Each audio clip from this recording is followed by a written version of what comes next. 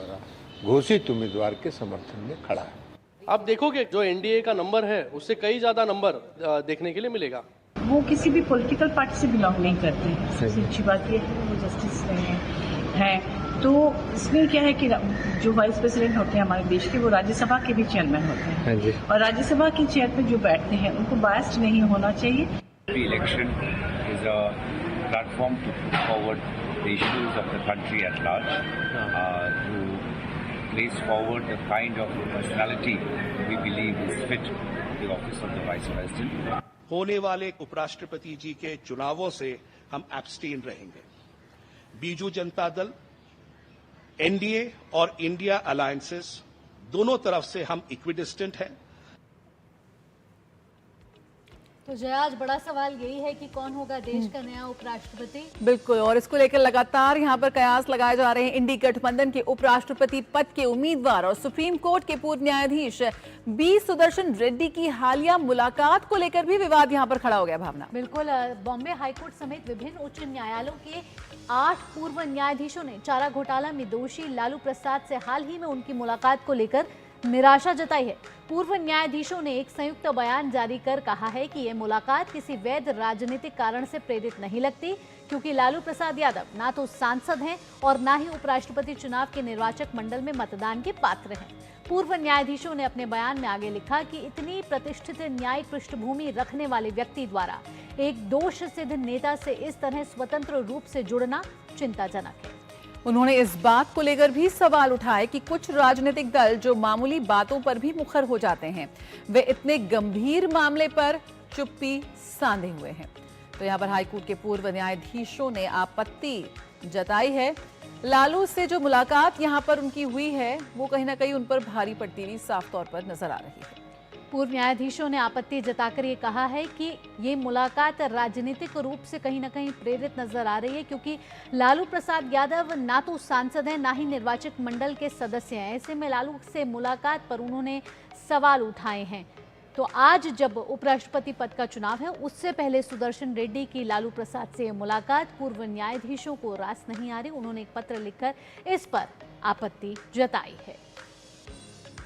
तो बिल्कुल, लालू से क्यों मिले सुदर्शन रेड्डी, ये सवाल आज कहीं ना कहीं निकल कर आ रहा है। हमारे संवाददाता इस वक्त हमारे साथ जुड़े हुए ग्राउंड जीरो से हमारे साथ हैं शैलेंद्र मिश्र, जो इस वक्त जुड़ चुके हैं, और साथ ही ऋषि भी जुड़ चुके हैं इस वक्त। बहुत बहुत स्वागत है आप दोनों का। ऋषि, आपसे शुरुआत करेंगे। सांसदों को किसी तरह का व्हिप जारी नहीं किया जाता, ईवीएम का इस्तेमाल नहीं किया जाता, आंकड़े क्या कुछ है वो तो निकल कर आ ही रहे, लेकिन किस तरह से उपराष्ट्रपति का ये जो चुनाव है वो होगा, किस तरह से ये वोटिंग होगी, इसको थोड़ा सा तफसील से बताइए।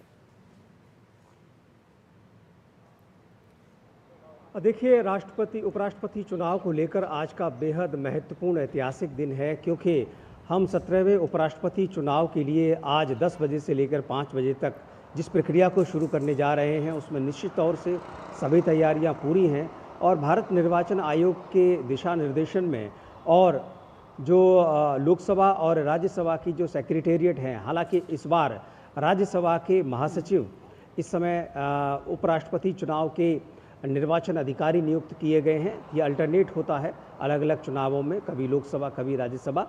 तो इस बार सारी की सारी जिम्मेदारी राज्यसभा सेक्रेटेरिएट के पास है और इसी प्रक्रिया को राष्ट्रपति के चुनाव के समय भी दोहराया जाता है। हालांकि उस समय विधानसभाओं के जो सदस्य होते हैं वो भी वोट करते हैं, लेकिन इसमें सिर्फ सांसद वोट करते हैं, लोकसभा और राज्यसभा के। एक और जो अलग है उपराष्ट्रपति और राष्ट्रपति चुनाव में, उसमें उपराष्ट्रपति चुनाव में जो नॉमिनेटेड मेंबर्स होते हैं वो भी वोट करते हैं। 12 नॉमिनेटेड मेंबर राज्यसभा के हैं, वो भी वोट करेंगे, क्योंकि हम जानते हैं कि जो उपराष्ट्रपति हैं वो राज्यसभा के सभापति भी होते हैं, तो सभी सदस्यों को अपने सभापति को चयन करने का अधिकार भी होता है। इसी वजह से संविधान में इस तरीके का प्रावधान है कि नॉमिनेटेड मेंबर भी उपराष्ट्रपति चुनाव में वोट करते हैं।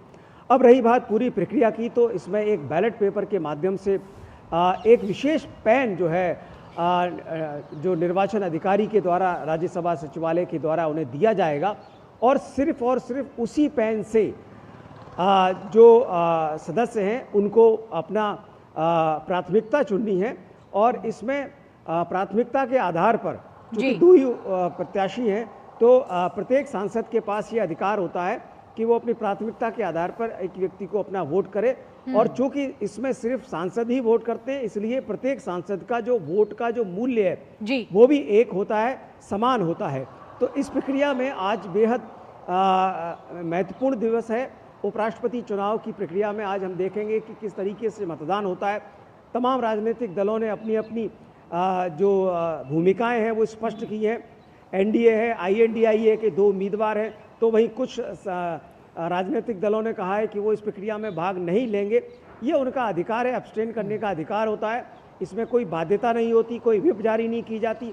और इसमें सबसे बड़ी बात है कि पूरी तरीके से स्वतंत्र होकर सांसद अपने मताधिकार का प्रयोग करते हैं और उन्हीं मताधिकार का जो प्रयोग होता है उसके आधार पर आज शाम 6 बजे से उसकी काउंटिंग भी होगी और मुझे लगता है 2 घंटे में परिणाम भी आ जाएगा। तो आज का दिन ये तय कर देगा कि अगला जो होने वाला उपराष्ट्रपति और राज्यसभा का सभापति है वो कौन होगा। जी बिल्कुल, देश को आज पता चल जाएगा कि देश का नया उपराष्ट्रपति और राज्यसभा का सभापति कौन है। हमारे साथ शैलेंद्र भी जुड़े हैं। शैलेंद्र, अगर फाइट देखी जाए तो CP राधाकृष्णन वर्सेस सुदर्शन रेड्डी के बीच में है, दक्षिण बनाम दक्षिण की। अगर दोनों पक्षों की बात की जाए तो किस तरीके की रणनीति के साथ ये आगे चल रहे हैं और क्या क्रॉस वोटिंग का खतरा भी यहाँ मंडरा रहा है? देखिए, उपराष्ट्रपति पद के चुनाव में कोई व्हिप नहीं होता है, तो ऐसे में एनडीए को ये उम्मीद है कि कुछ अतिरिक्त सांसदों का मत एनडीए उम्मीदवार CP राधाकृष्णन में के पक्ष में होगा। आप देखें कि 3 दलों ने कहा है कि वो इस प्रक्रिया में हिस्सा नहीं लेंगे। वो अपने सांसदों को उन्होंने ये बात कही है। पहले अगर आप कहें BRS, जो पहले TRS हुआ करती थी, भारत राष्ट्र समिति से बोलते हैं, तेलंगाना की पार्टी है। दूसरी जो दल है वो BJD है, जिसका आपने बात सुनाया। सस्मित पात्रा ने कहा कि उनका दल हिस्सा नहीं लेगा, ना एनडीए उम्मीदवार के पक्ष में, ना इंडी गठबंधन के उम्मीदवार के पक्ष में। और अकाली दल का एकमात्र सांसद है लोकसभा में, वो भी इसमें हिस्सा नहीं लेंगे। अगर आप देखें, अगर इन तीनों को मिला लें तो कुल मिलाकर 12 सांसद बनते हैं इन तीनों दलों के, जो जिन दलों की तरफ से कहा गया है कि वो हिस्सा नहीं लेंगे। अब आते हैं एनडीए की गणित पर। देखिए, एनडीए को लोकसभा में स्पष्ट बहुमत हासिल है, बहुमत से बड़ा आगे का आंकड़ा है एनडीए के पास। राज्यसभा में भी अगर आप देखें तो एनडीए, अगर बीजेपी अपने दम पर 100 से आगे है और एनडीए भी बहुमत के बिल्कुल आप कह सकते हैं कि करीब है। तो राज्यसभा और लोकसभा अगर मिला लें और साथ ही साथ YSR कांग्रेस, जिसने एनडीए उम्मीदवार के पक्ष में मतदान करने की बात अपने सांसदों को कही है CP राधाकृष्णन के पक्ष में, तो उस लिहाज से देखें तो जिस साधारण बहुमत की जरूरत होती है, अगर सभी प्रमुख 3 दलों के अलावा सभी दलों के सांसद अगर मतदान करते हैं और मनोनीत सांसद, जो ये माना जा रहा है कि एनडीए उम्मीदवार के पक्ष में ही मतदान करेंगे, तो आसानी से जो आधा आंकड़ा है उससे कम 40-45 मत सांसदों के वो एनडीए उम्मीदवार के पक्ष में आगे जा रहे हैं, यानी उससे ज़्यादा हो जा रहा है। और जो हमारे सूत्र बता रहे हैं कि ये संख्या 50 से ऊपर जाने वाली है।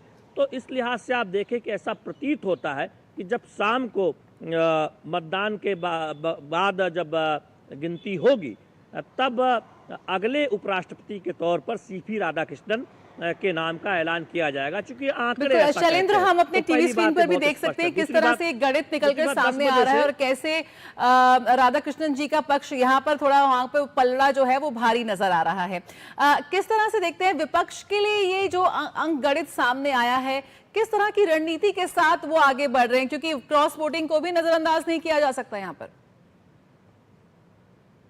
देखिए, निश्चित तौर पर यह बहुत महत्वपूर्ण सवाल है। हम जानते हैं कि आज 10 बजे से जब मतदान की प्रक्रिया शुरू होगी, शुरू में ही ये कहा जा रहा है कि प्रधानमंत्री नरेंद्र मोदी और तमाम जो वरिष्ठ नेता हैं बीजेपी के या केंद्रीय मंत्री हैं, वो मतदान करने पहुंचेंगे। जहां तक इंडी गठबंधन की रणनीति का सवाल है, उनको ये बखूबी पता है कि उनके पास बहुमत नहीं है, लेकिन सर्वानुमत बनाने की जो कोशिश हुई थी सत्ता पक्ष की तरफ से, उस पर उन्होंने सहमति नहीं जताई।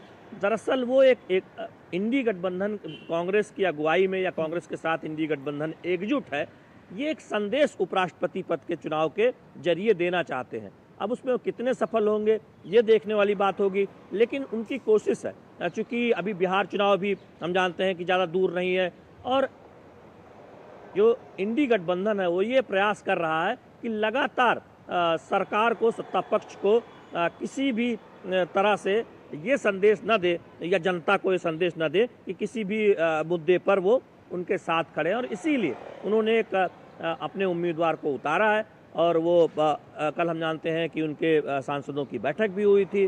कल और परसों बीजेपी एनडीए की कार्यशाला भी हुई थी, उसमें प्रधानमंत्री नरेंद्र मोदी का मार्गदर्शन मिला था एनडीए सांसदों को कल, और विकसित भारत में सांसदों की जो महत्वपूर्ण भूमिका है उसको रेखांकित भी किया गया था। तो बहुत दिलचस्प है चुनाव, क्योंकि इसमें यह भी देखना होगा, क्योंकि जीत किसकी होनी है ये तो तकरीबन सब जानते हैं, लेकिन कितने मत एनडीए उम्मीदवार सीपी राधाकृष्णन को मिलेंगे और कितने इंडी गठबंधन के उम्मीदवार बी सुदर्शन रेड्डी को मिलेंगे, इससे भविष्य की जो राजनीति है विपक्ष की, कांग्रेस पार्टी की, उस पर भी एक बहुत बड़ा असर पड़ने वाला है। तो इसीलिए इस मतदान के नतीजों का इंतजार होगा कि कितने बहुमत से या कितने आंकड़े से एनडीए के उम्मीदवार को जीत मिलती है, और विपक्ष कांग्रेस और उसके जो सहयोगी दल हैं वो किस हद तक एकजुटता का या फिर एक संकेत दे पाते हैं। उस लिहाज से बहुत महत्वपूर्ण चुनाव हो गया है, चूँकि कांग्रेस पार्टी और विपक्ष के तमाम जो नेता हैं वो कोई कोर कसर नहीं छोड़ रहे हैं कि विपक्ष के जो दल हैं वो एकजुटता का संदेश दें। लेकिन इस बीच जिस तरह से लालू प्रसाद यादव से मुलाकात की बी सुदर्शन रेड्डी ने, उसको लेकर हमने देखा कि पूर्व न्यायाधीशों ने एक तरह से ऐतराज भी जताया। बीजेपी ने भी कल प्रेस कॉन्फ्रेंस करके, दरअसल जो बीजेपी का यह बहुत स्पष्ट कहना था कि सभी जजों और सभी पूर्व न्यायाधीशों का सम्मान बीजेपी करती है, लेकिन जब कोई राजनीति में आता है और बयान देता है और इस तरह से मुलाकात करता है, तो ऐसे नेता से जो दोष सिद्ध हो चुके हैं, दोषी साबित हो चुके हैं करप्शन के मामले में, तो फिर सवाल उठना लाजमी है।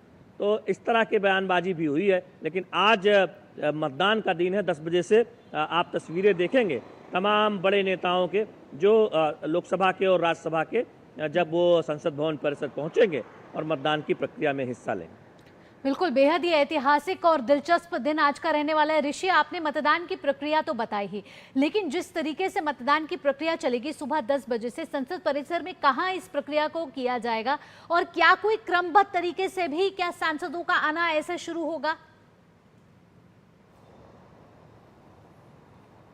नहीं, देखिए, इसमें जिस तरीके से हम जानते हैं कि राष्ट्रपति और उपराष्ट्रपति चुनाव को लेकर सब कुछ पहले से ही तय होता है, और इसमें वसुधा F101 कक्ष संख्या है, उसके अंदर ये मतदान की प्रक्रिया आगे बढ़ेगी। और जैसा कि मैंने बताया कि एक विशेष पैन के माध्यम से बैलेट पेपर पर 2 ही चूँकि उम्मीदवार हैं, उनमें से अपनी प्राथमिकता के आधार पर सांसद अपना चयन करेंगे अपने उम्मीदवार का अपने पक्ष में। लेकिन इसमें जिस तरीके से अगर सांसदों के आने का क्रम देखें तो कोई भी सांसद कभी भी आकर अपना वोट कर सकता है, इस तरीके का कोई बंदिश नहीं होती। लेकिन हाँ, बीजेपी ने ज़रूर एक रणनीति बनाई है जिसमें कि वो अपने सांसदों के राज्यों के हिसाब से अलग अलग उन्होंने मंत्री नियुक्त किए हैं कि उत्तर प्रदेश से जो जितने भी सांसद आएंगे वो किस मंत्री के साथ आएंगे। तो उन्होंने एक कोऑर्डिनेशन के लिए ऐसा किया हुआ है कि सभी जो सांसद हैं एक राज्य के हैं वो एक साथ आएँ। तो मुझे लगता है एक तरीके से उनकी एक स्ट्रेटजी का भी हिस्सा है।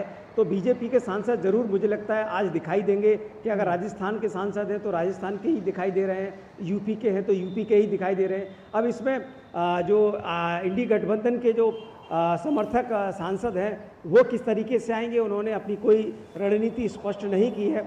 लेकिन इसमें इतना ज़रूर है कि जब मतदान चलता रहेगा तो उस समय जो कौतूहल है कि कौन किसके पक्ष में वोट कर रहा है, ये बहुत बड़ा यक्ष प्रश्न होगा, क्योंकि इसमें दोनों ही पक्ष जो हैं इस बात की उम्मीद जताए बैठे हैं कि क्रॉस वोटिंग होगी। अब कौन क्रॉस वोटिंग ज़्यादा करवा लेता है, ये इस चुनाव का मुझे लगता है एक उपलब्धि होगा। परिणाम तो अंततोगत्वा दिखाई ही दे रहे हैं कि जो अंकगणित है वो किसके पक्ष में है। लेकिन मुझे लगता है इस चुनाव की जो सबसे बड़ी रणनीति है वो ये है कि अपनी संख्या से ज़्यादा संख्या दिखा देना ही एक तरीके से एक आपका बड़ा, शक्ति प्रदर्शन moral होगा। support बिल्कुल मिलेगा बिल्कुल आगे जिस की तरीके से राजनीति आप के बता लिए। रहे हैं कि एनडीए के शक्ति पास प्रदर्शन होगा अंगणित जी। तो है, बहुमत तो है, साफ तौर पर दिख रहा है, लेकिन अगर क्रॉस वोटिंग हो जाती है और किसी के नंबर ऊपर नीचे जरूर हो जाते हैं तो ऐसे में ही उस गठबंधन का कहीं ना कहीं शक्ति प्रदर्शन यहाँ देखने को मिलेगा। फिलहाल ऋषि और शैलेंद्र, तमाम जानकारियों के साथ आपका बहुत बहुत धन्यवाद। आगे भी आपसे अपडेट लेते रहेंगे पूरे दिन। तो बिल्कुल यहाँ पर जीत तो तय है, लेकिन उसका अंतर क्या होगा इसी को लेकर अभी कयास लगाए जा रहे हैं। और भावना, विपक्ष के लिए भी ये मनोबल बनाम अंगणित की ये जो लड़ाई है वो देखते हैं कितना दिलचस्प मोड़ लेती है। रुकेंगे एक छोटे से ब्रेक के लिए, आप बने रहिए नया सवेरा के साथ। सस्ते वाले दाल मसाले स्वाद हुआ बेकार, एमडीएच की हल्दी मिर्ची धनिया करे कमाल, ये रंग दे, ये खुशबू दे, ये तीखा, ये कम पड़े, क्या निराला एमडीएच मसाला। डॉक्टर साहब